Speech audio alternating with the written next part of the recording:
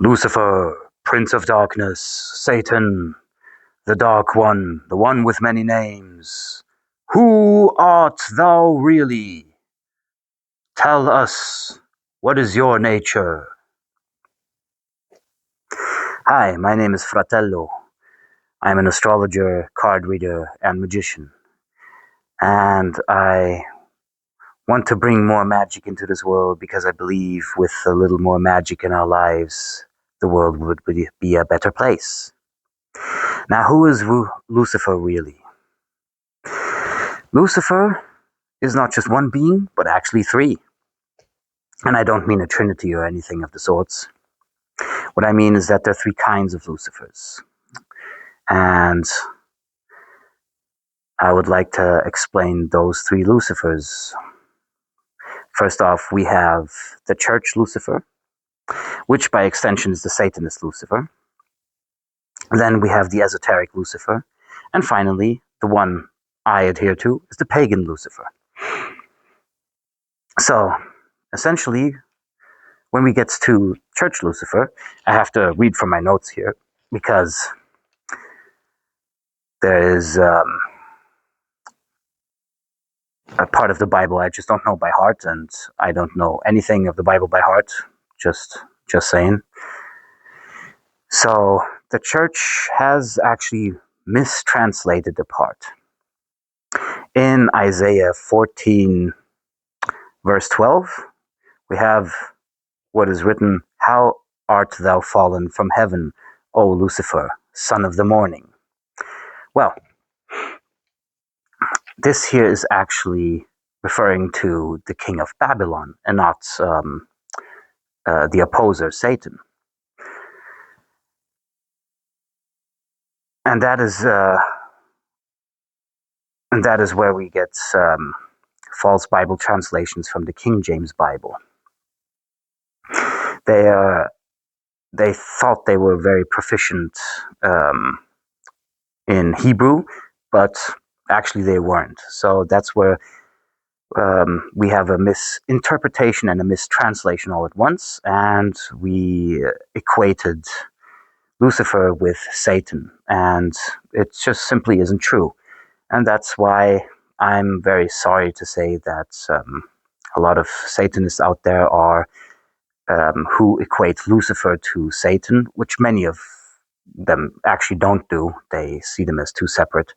But the ones who see them as one, I'm sorry, but you're mistaken.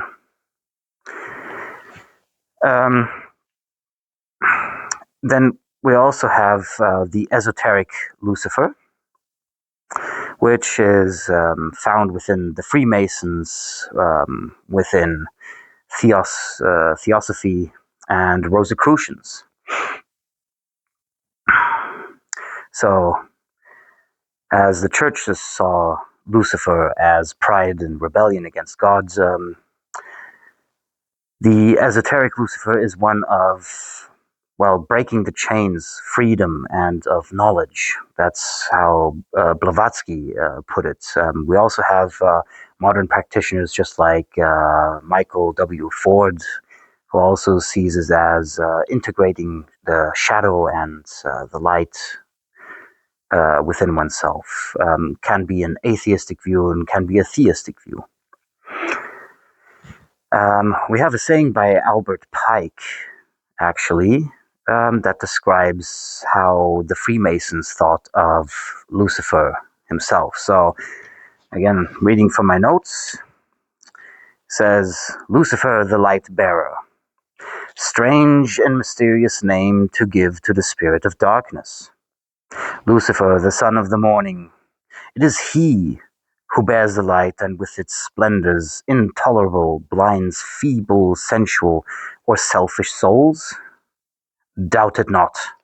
So we see here very much it is also a little bit of an act of rebellion against the church itself, who sees Lucifer as the devil, whereas they very likely delved into, yes, an esoteric nature and perhaps the pagan nature of the original god of Lucifer. So that's where you have esoteric Lucifer. Then, number 3, the pagan one. Yes, and this is the one which I adhere to. It's because Lucifer is connected to the morning star, well, Venus. So it heralds the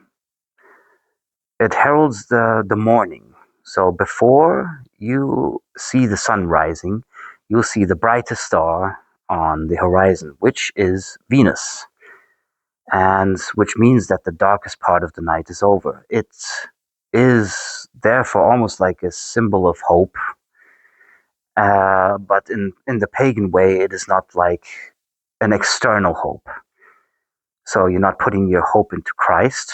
By the way, Christ himself described himself in Revelations as the rising morning star. But the pagan view here is that as everything goes in cycles, even the dark night of the soul ends at one point, and there will be a sign that shows you in the darkness that the light's coming. And obviously, we had the origins of Lucifer not only with the Romans as a Roman god, Lucifer, but also the Greeks with Phosphoros and Eosphoros, which is the exact same as Lucifer. So this is also a point that I really like about the pagan Lucifer, is that he's not only hope, but he's also insight, he is knowledge. So they are very overlapping, these 3 Lucifers, most definitely, but they're not one and the same. So is he this evil entity in Satan? Well, if you wish it to be, but then you'll ascribe to the church's narrative. Even if you oppose it, you are not the opposition. You are within its own framework. So, if there's anything I could look for you into your stars, into your horoscope, or I could look for you into the cards, you can contact me, or you can visit my website at starsandwands.com and book a reading with me.